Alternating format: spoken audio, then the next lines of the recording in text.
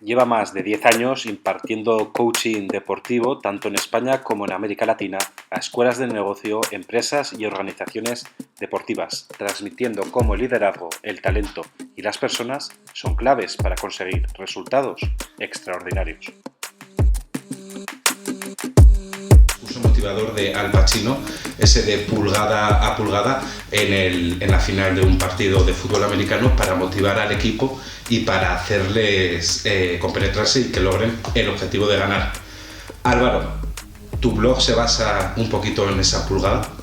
Bueno, es que pulgada a pulgada es un poco la esencia de lo que es el mundo del deporte, ¿no? Es decir, que nada sucede por casualidad, ¿no? Que todo es fruto de un entrenamiento sistemático, de que no existen los atajos, ¿no? Y esa pequeña pulgada, ese pequeño centímetro, ¿no? que vamos ganando, esa pequeña ganancia marginal es la que nos abre probabilidades de éxito, ¿no? Vivimos en un mundo en el que el éxito no está garantizado en absoluto y que además es profundamente frágil, ¿no? Con lo que las mejoras, y esto es innato o inherente al mundo del deporte, al de la música o de las artes escénicas, ¿no? Es que todo se consigue pasito a pasito, ¿no? Así que por lo menos para mí en el blog fue muy inspirador el escuchar a Al Pacino contar esto, ¿no? Porque claro, Álvaro, tú eres un experto en cómo coger los valores del deporte y llevarlos a la vida profesional. ¿Eso es por tu experiencia como deportista o qué ha pasado en tu vida para transmitir que el deporte es fundamental para el éxito profesional? Bueno, fíjate, yo desde pequeño entrené y competí en deporte, luego mi formación académica también ha estado muy vinculada en ese sector y el deporte al final es un escenario sobresaturado emocionalmente, ¿no? Donde lo que pasa muchas veces tiene un impacto desmedido y eso genera unos aprendizajes muy interesantes que nos podemos llevar a cualquier sector. Y en sentido contrario también, es decir, mucho de mi trabajo en el mundo del deporte de alto rendimiento es traer muchos elementos y muchos aprendizajes del mundo empresarial, del mundo del management, para dárselo a los entrenadores o entrenadoras con quienes trabajo, ¿no? Para que sean capaces de gestionar un vestuario, ¿no? ¿Es difícil gestionar un vestuario? Bueno, en el momento en el que gestionas lo que hacen las personas, ¿no? Porque aquí hay muchas veces en el lenguaje, ¿no? Que nos juega malas pasadas, esto de gestionamos personas, ¿no? En el momento que gestionas personas les estás quitando la libertad. Lo que realmente gestionamos es lo que hacen las personas, ¿no? Y un vestuario es complejo como cualquier sistema, ¿no?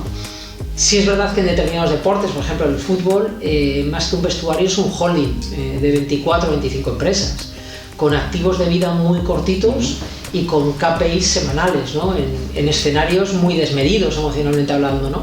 Donde todo lo que ocurre, si ganas eres un fenómeno y si pierdes eres un miserable, ¿no? Es decir, no hay términos medios, ¿no? Y esto es un elemento diferenciador para los profesionales, es decir, la diferencia entre los grandes entrenadores no está en los conocimientos técnicos que tengan sobre su deporte, sino en cómo sean capaces de gestionar emocionalmente lo que está sucediendo día a día, ¿no? Y esto son habilidades, ¿no? que muchas veces desgraciadamente no traemos de serie, ¿no? Y las tenemos que incorporar luego. ¿Y en qué momento de la historia, por ejemplo, en el fútbol, que es el deporte que por ejemplo en España creo que ya es el 1% del PIB, en qué momento se dan cuenta que los profesionales tienen que estar gestionados de una diferente forma? Es decir, ¿en qué momento pasa el fútbol de ser un deporte de entretenimiento a ser un ente empresarial y que haya que gestionarlo como una empresa? Bueno, yo creo que son las últimas décadas, ¿no? Pero fíjate que, por ejemplo, el Bernabéu, como los grandes escenarios deportivos, se abrían una vez cada 15 días. Ahora el Bernabéu tiene 5 o 6 eventos diarios, tiene un museo que es el segundo, me parece, más visitado en España, que una fuente de ingresos permanente, ¿no? Los derechos televisivos, pero la propia complejidad del deporte.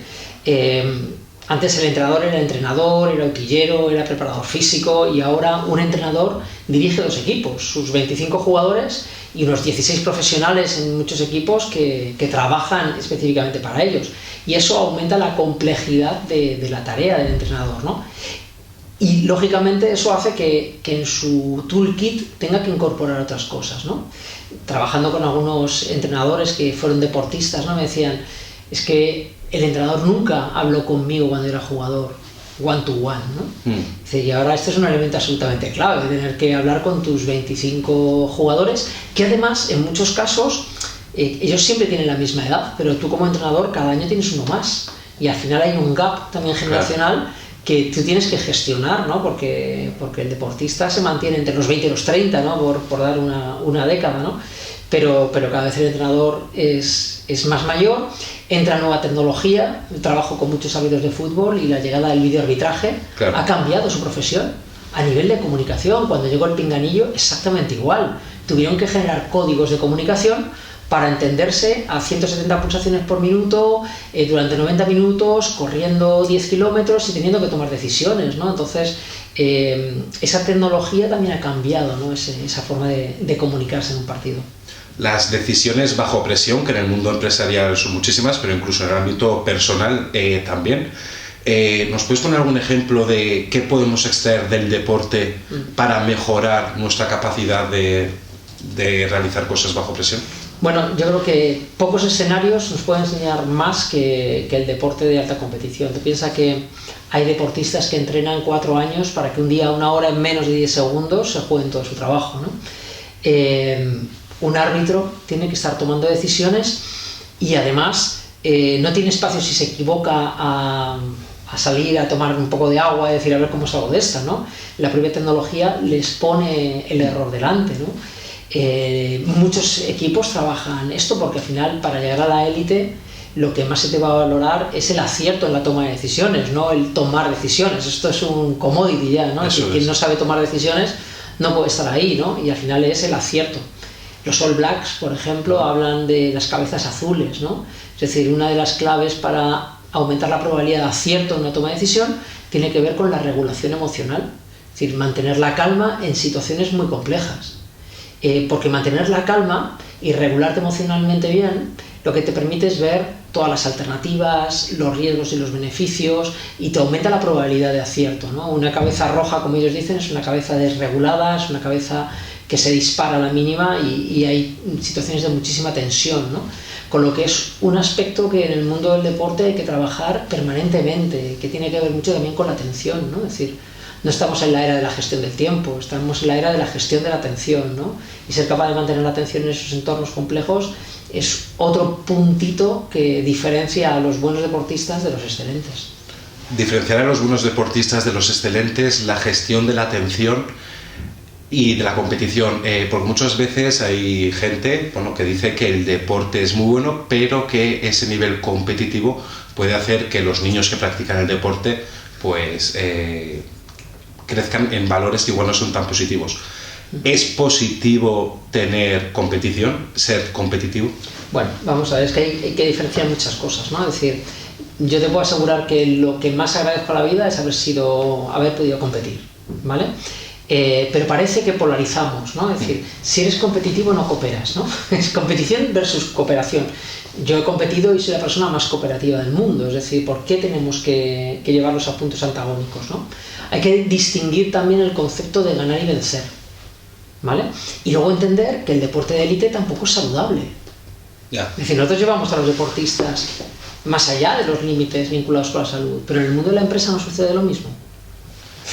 Estamos exactamente lo mismo, es decir, pensamos que los que no llevan vías saludables son los deportistas de élite, que luego cuando se retiren sus cuerpos no les permitirán hacer una vida normal, pero en el mundo de las empresas, a nivel de alta dirección, tampoco llevamos vidas saludables, ¿no? Entonces, cuando mezclamos la alta competición y el deporte educativo y el aprendizaje, yo creo que hay valores, ¿no? Es decir, hay valores que son inherentes al deporte, pero a cualquier otra arte escénica, la música, es decir, que tienen que ver con la disciplina, con la superación, con el trabajo bajo presión, con la gestión de expectativas. Maravilloso. Ahora bien, podemos enfocar mal cuando, por ejemplo, queremos un campeón del mundo con 15 años, cuando queremos acelerar los procesos, ¿no? Pero esto pasa en cualquier otro sector. Vas a una guardería y hay padres que piden clases extraescolares de chino. Estamos locos. Claro. Estamos locos, ¿no? Si habrá tecnología que nos permita a uno hablar en serbo-croata y a otro entenderle en filipino. Es decir, lo importante es cómo luego vamos a gestionar emocionalmente las situaciones y con las personas con las que vamos a trabajar dentro de 25 años. Es decir, A veces volvemos a repetir muchos errores de los que nos quejábamos de generaciones anteriores, ¿no? Simplemente ahora le metemos la tecnología y lo usamos mal, ¿no? ¿Falta gestión emocional en el mundo de la empresa? Falta humanizar, mira, entender para mí una pregunta clave, y es: ¿quién nos ha metido en la cabeza que para conseguir que alguien produzca más hay que tratarle mal? Es decir, a mí me entran muchas más ganas de colaborar cuando me tratan bien, con mucha exigencia, pero con mucho respeto. Vinculamos la exigencia con maltratar a la gente y nos pasa lo que nos pasa, ¿no? Es decir, la gestión emocional, lo que pasa es que desde mi punto de vista se ha tratado como algo esotérico, como algo blandito, como algo femenino, ¿no? Sí, como una María en una carrera universitaria, ¿no? Exactamente, ¿no? Cuando es un factor absolutamente clave. La inteligencia emocional habla más de inteligencia que de gestionar emociones, habla de ser cada vez más inteligente, de dar mejores respuestas ante las situaciones, de relacionarte adecuadamente con gente con la que es difícil entenderte. Cuando hablamos de comunicación, la clave no está en el hecho de entenderte con quien más o menos piensa como tú, sino con ser capaz de entenderte con quien piensa diametralmente opuesto. Esto está la dificultad. Lo otro no requiere mucho entrenamiento. La oratoria requiere un entrenamiento técnico, pero entendernos con personas que piensan muy diferente, esto no es tan sencillo, ¿no? Claro, porque necesitas generar una empatía. ¿Cómo se genera empatía entre diferentes compañeros de un equipo? Ya no nos metamos en el fútbol. Por ejemplo, viendo el Tour de Francia, que hay dos compañeros enfrentados, ¿cómo se gestiona un deporte individual que es necesario al equipo, dos egos diferentes? Bueno, fíjate, yo siempre digo que no existen los deportes individuales, ¿no? Que todos los deportes son colectivos. Solo que hay determinados deportes que tienen una performance individual, ¿no? Pero para que Rafa Nadal pueda competir, hay un trabajo en equipo detrás, ¿no? Hablar del ciclismo. El ciclismo es muy interesante porque pues, de los pocos deportes en los que el 90% de los corredores son gregarios. Hay a veces un líder. ¿Qué pasa cuando hay dos? Lo estamos viendo, ¿no? Ahora cuando en un equipo hay dos gallos en el gallinero, ¿no? Y esto hay que gestionar, y hay que gestionar el ego. Es decir, en el mundo del deporte sucede una cosa muy interesante, y es que para llegar a la élite tienes que desarrollar un ego adecuado, ¿no? Es decir, entendido como un buen autocuidado, con ponerte delante, ¿vale? Tú el primero, porque es que si no, no puedes llegar. Pero curiosamente, cuando llegas a la élite, lo que se te exige es todo lo contrario, es ser profundamente generoso. Y claro, si tú durante toda tu vida has entendido la vida de una manera y ahora lo que se te pide es una cosa totalmente diferente, cuesta mucho hacerlo. ¿Por qué te piden generosidad en la élite? Pues porque por muy bueno que seas, tú sin tu equipo no vas a conseguir nada. Ahora, tu equipo sin ti tiene muchas más posibilidades. Esto lo entendió Michael Jordan, siendo mejor deportista, mejor jugador de básquet de su tiempo y posiblemente de la historia. Su equipo, los Bulls, no ganaban nada. Era tan bueno que incluso paralizaba a sus propios compañeros. Hasta que llegó Phil Jackson, ¿no? Y su gran entrenador, y él lo que le dijo es: dejaré de valorarte por los puntos que anotes y empezaré a valorarte por los puntos que hagas anotar a tus compañeros. Es decir, él necesitaba hacer mejor a sus compañeros, necesitaba ser generoso y renunciar a ciertas cosas suyas en pos de que el equipo fuera capaz de ganar un campeonato, porque él solo no podía. El resto de equipos lo que tenían que hacer era permitir que Jordan metiera 40 puntos, porque el resto del equipo no hacía nada. Entonces, él tuvo que entender eso, ¿no? Es decir, por eso una de las claves en el deporte de élite o en cualquier sector no es no tener ego. Esto es una falacia. Esto cuando decimos muchas veces, no, sin ego, no, es imposible. Lo tenemos todo, lo tienes tú, lo tengo yo. Pero la clave está en tener un ego más suave, en entender que no somos tan importantes, que estamos a una llamada de teléfono de que todo se vaya.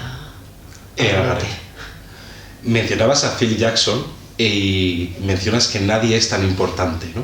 Sin embargo, cuando los Lakers estaban de capa caída y volvieron a fichar a Phil Jackson y volvieron a ganar anillos, y luego volvió Gasol y volvieron a ganar anillos los Lakers, ¿marca la diferencia un buen entrenador? ¿Marca la diferencia un buen empleado en una gran empresa? Sin duda, sin duda. Ahora, ¿qué es lo que hace esa persona? Es decir, fíjate que la clave tanto de Phil Jackson por un lado, como si por ejemplo estudiamos a Jim Collins, que él analizó a las 200 empresas que fueron números 1 y desaparecieron, y aquellas que fueron capaces de sobrevivir fueron aquellas que buscaron a un CEO o a una CEO de lo que llamamos mal llamado perfil bajo, ¿no? Es decir, personas que conocían el sector y que tenían muy trabajado su ego. Es decir, al final los líderes crean líderes, esto lo dice Tom Peters, ¿no? Es decir, me parece una grandísima definición. Es decir, al final liderar es un ejercicio de generosidad y tiene que ser tan alta que nos tiene que llegar a doler. Es decir, al final liderar es un ejercicio de desapego y lo que tienes que hacer es conseguir que la gente te adelante por la derecha. Pero claro, esto en un mundo de seres humanos, dice un amigo mío que nos llamamos seres humanos porque si fuéramos buenos nos llamaríamos seres buenos, pero nos llamamos seres humanos, ¿no? Es decir, donde tenemos muchas tantas dificultades, pues esto es complicado. Entonces, ¿qué es lo que hizo Phil Jackson? Dar protagonismo a quien tenía que ser protagonista. Bien, es decir, yo siempre digo que hay que ser mucho más valiente para dar un paso a un lado que para dar un paso adelante. Y para mí esta es la esencia del liderazgo, ¿no? La importancia de saber delegar también, ¿no? En un equipo. Yo te menciono el ciclismo porque es mi gran pasión y yo siempre utilizo en mis clases una metáfora que es una foto del Tour de Francia de cómo un todo campeón del mundo, Michael Kwiatkowski, tira, o sea, trabaja, hace de gregario para que otro compañero gane. ¿Cómo podemos aprender liderazgo en nuestro día a día? Bueno, yo creo que al final gran parte del liderazgo lo aprendemos, como dicen los orientales, copiando y mejorando, ¿no? Yo creo que al final es una cuestión de coherencia, es decir, cuando un deportista tiene un entrenador delante, escucha una vez lo que dice, ¿no? Pero después escucha lo que hace.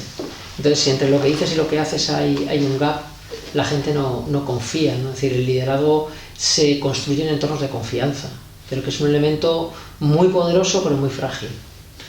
En entornos de confianza. Y tú también, Álvaro, has trabajado en entornos muy diferentes y, por ejemplo, el fútbol es diferente en Inglaterra, España que en América Latina. Tú tienes trayectoria en esos países. Hay mucha diferencia cultural, podemos aprender de la misma manera. ¿Nos puedes contar, por ejemplo, alguna anécdota de cómo es el liderazgo en América Latina diferente en España? Bueno, yo creo que la cultura es diferente y lo importante, lo que más me ha servido a mí es escuchar y atender bien cuáles son sus procesos, ¿no? Entonces, en ciertas cosas van muy por delante de nosotros, ¿no? Y en otras no. Entonces, al final son estilos diferentes, son formas de comunicación diferentes, son ritmos distintos, hay que hacer bailes previos que a lo mejor en Centro Europa no se pueden hacer o es interesante no hacerlos, ¿no? Entonces, yo creo que lo que más sirve es entender qué es lo que le vale a esas personas, qué es lo que necesitan, no lo que quieren, ¿no? Porque al final en nuestro trabajo es dar a la gente lo que necesita y no lo que quiere, y a partir de ahí es entrar sobre todo en cualquier entorno en el ser humano, no en el profesional. Si tú tratas de intervenir en el profesional o en lo profesional de un equipo, estás perdido. Tienes que entrar en el factor humano porque eso es lo que te va a generar un estado de ánimo positivo para abordar una competición, ¿no? Abordar una competición, marcarse metas personales. Vemos que desde tu actividad empresarial en 359 el nombre de la marca viene a través de una historia real. Creas un storytelling para vender tu producto, ¿no? Sí, de hecho muchas veces te dicen, no, las marcas tienen que explicarse por sí mismas, ¿no? Nosotros hicimos todo lo contrario, ¿no? Porque la gente dice, ¿qué es 359, no? Y eso nos servía para generar ese storytelling, ¿no? Y contar cómo fue el gran reto, ¿no? La gran ruptura de una creencia, ¿no? La de no se puede correr la milla británica por debajo de 4 minutos, ¿no? Hasta que en el año 54 Roger Bannister en Niffield Road, en la pista de ceniza de la Universidad de Oxford, fue capaz de correrlo en menos de 4 minutos, ¿no? Los médicos aquel entonces pensaban que si un atleta corría por debajo de ese tiempo moriría, ¿no? Sí. Y lo que consiguió es que 17 atletas ese mismo año corrían por debajo de 4 minutos y Bannister falleció hace apenas 2 años, ¿no? Es decir, como el deporte también es un escenario que nos permite romper muchos paradigmas, ¿no? Ver cosas que nos parecen imposibles, ¿no?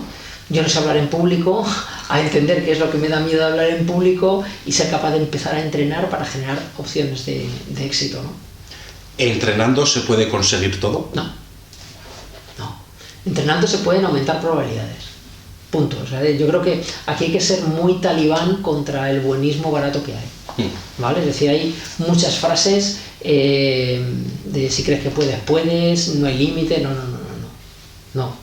Es decir, lo único que sabes es que si no entrenas no lo vas a conseguir, esto es cierto, pero si entrenas aumentas probabilidad. Y si tú te enfocas en aquello que controlas, aumentas todavía más probabilidad. pero eso no te garantiza nada.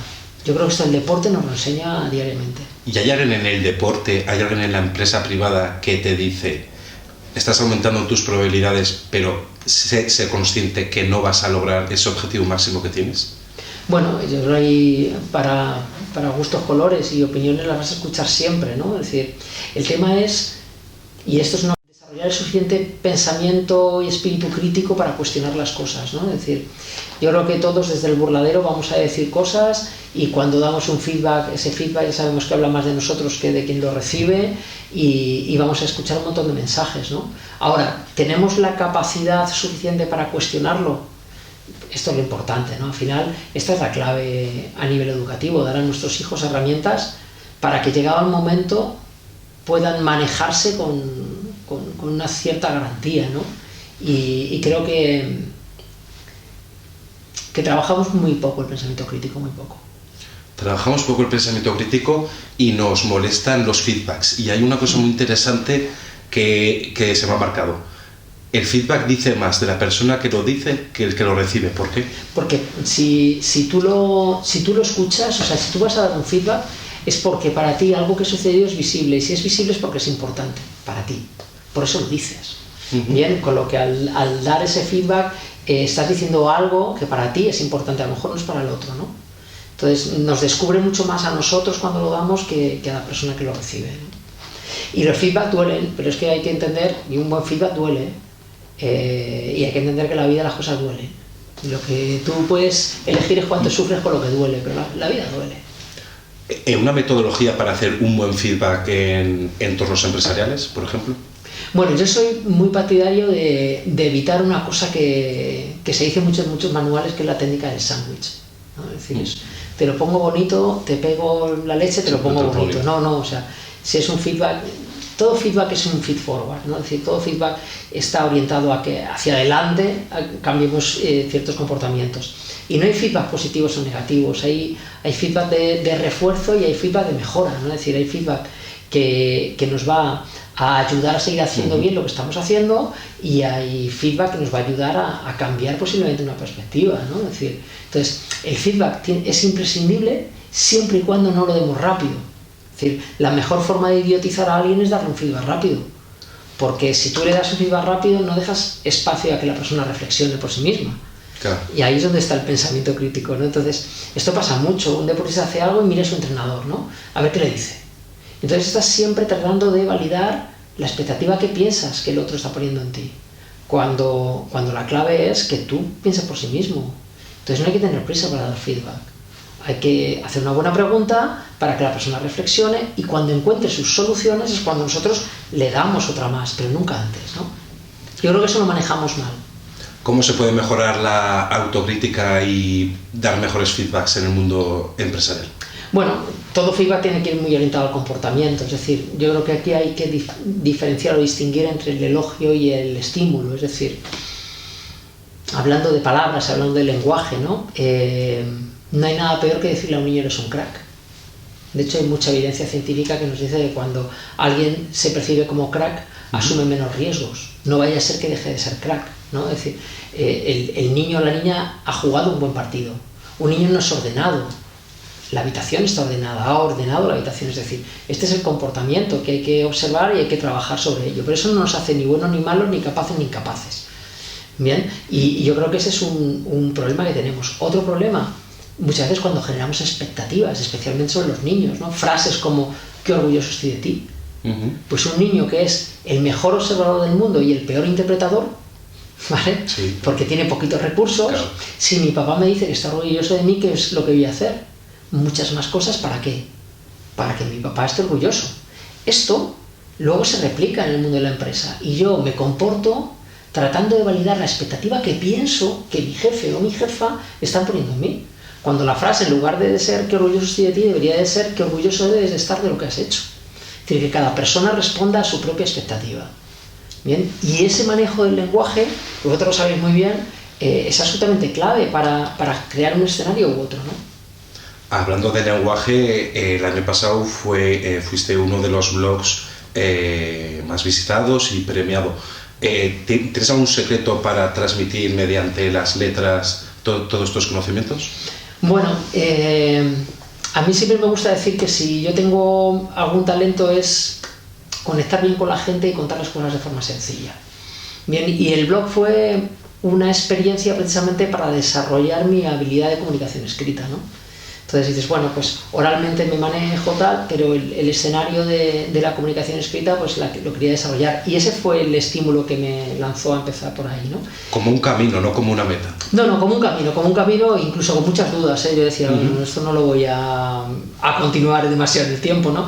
Y al final incluso ha sido fruto de un libro, ¿no? Ahora lo tengo más paradito porque estoy a empezar con otros proyectos, pero al final es un escenario donde yo coloco muchas reflexiones, ¿no?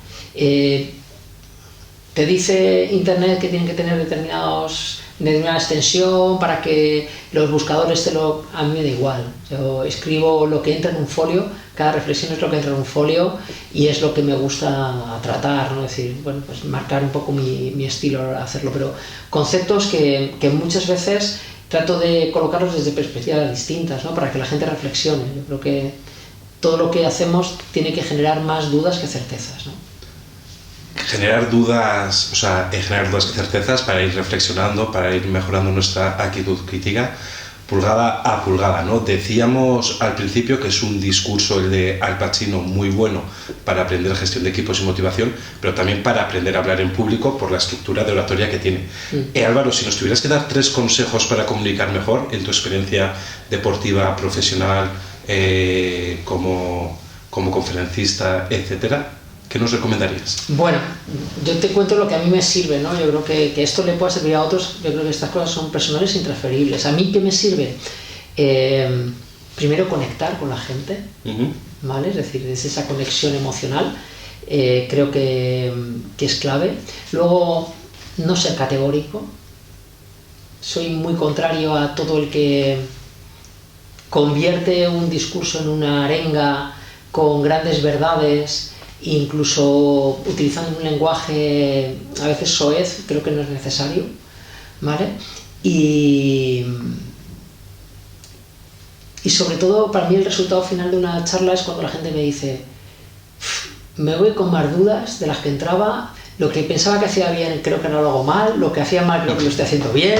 Es decir, y siempre les digo que no se crean nada, ¿no? Es decir, que lo cuestionen. Yo creo que nos dedicamos a comunicar, y sobre todo a comunicar en el ámbito de las habilidades, ¿no?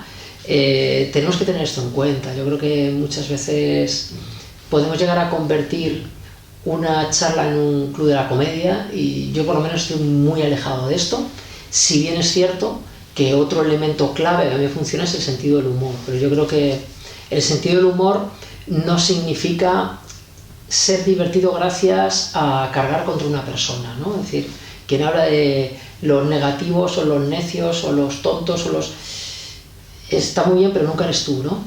Claro. Entonces yo creo que hay que ser, en esto me gusta ser mucho más elegante en la forma de transmitirlo, ¿no? Ser elegante a la hora de transmitir esa forma del humor también da la posibilidad a ser cuestionado, porque no hay que ser categórico y sobre todo que hay que conectar con la gente. No quiero que seas categórico, pero para finalizar la entrevista, ¿habría algún deportista, alguna deportista que fuera la metáfora perfecta de lo que nos has contado hoy? Bueno, hay tantos, ¿no? Yo creo que podemos caer en los de siempre, pero creo que hay que ponerse en valor, ¿no? Un Rafa Nadal, un Pau Gasol, pero hay entrenadores también y entrenadoras maravillosas, ¿no? En la forma de hacer su trabajo. Yo trabajo mucho con Víctor Sánchez del Amo, que ahora mismo está entrenando al Málaga. Es un entrenador que ha entendido esto maravillosamente bien y cómo genera estos espacios de comunicación con sus deportistas. Trabajo con muchos árbitros de fútbol que son un ejemplo maravilloso para tomar decisiones, ¿no? Hay tantos ahí, y sobre todo muchos equipos. Yo creo que tenemos ejemplos de equipos, por ejemplo el equipo de sincro femenino es otro ejemplo maravilloso. Es decir, tenemos tantos ejemplos pero del deporte como de las artes escénicas, como de la música, en los que podemos inspirarnos para incorporar pequeñas cosas que podamos transferir a nuestro día a día, ¿no? Copiar y mejorar, eso no lo dicen los orientales, esa es la base del aprendizaje, ¿no? Pues Álvaro, muchísimas gracias. Un placer.